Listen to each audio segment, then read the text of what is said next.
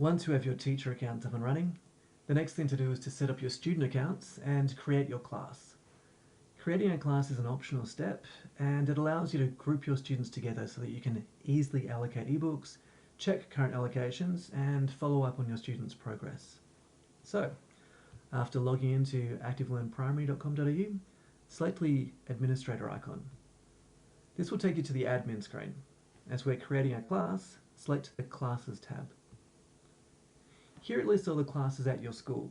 You'll see we currently don't have any, so let's add one now, and select New Class.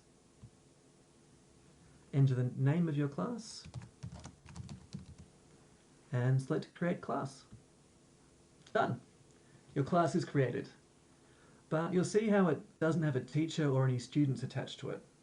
So let's add you as the teacher. Still on the admin screen, select the Teachers tab. Your account will already be here, so just select your name. Here you can update your username and password if you like, but look to the bottom option Class and select the class you just created from the drop-down menu. And select Save Teacher. Done! Now whenever you go to assign ebooks or check student progress, it will automatically bring up your class first, instead of you having to search for your students. Now speaking of students, it's time to add them. Now we first need to add the cohort that your class is from. Cohort is a UK term, so it's a bit unfamiliar for us. It's the year in which a student started school, if they started school in Foundation.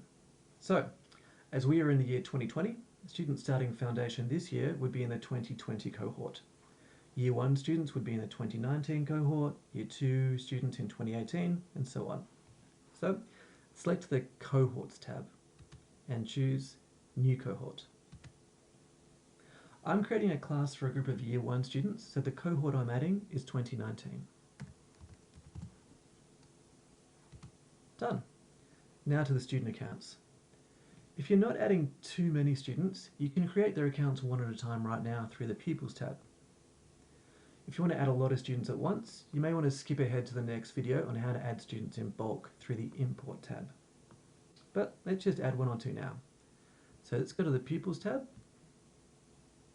and select New Pupil. Now you can enter the student's name, choose a username and password, select the cohort, your class, and select Add User. You can change these details at any time.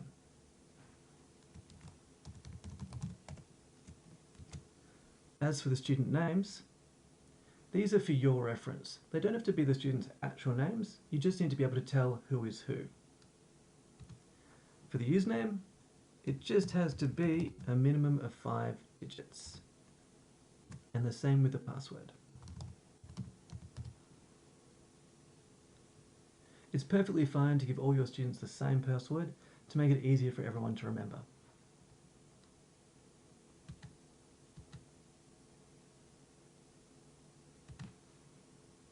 Done.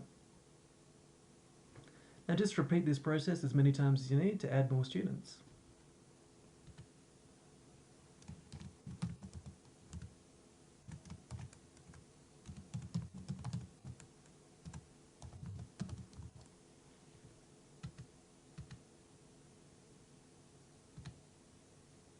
Now, unlike teachers, students are not automatically notified of their username, password, and school code.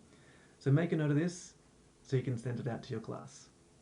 Okay, and with your student set up, you're now ready to start allocating books.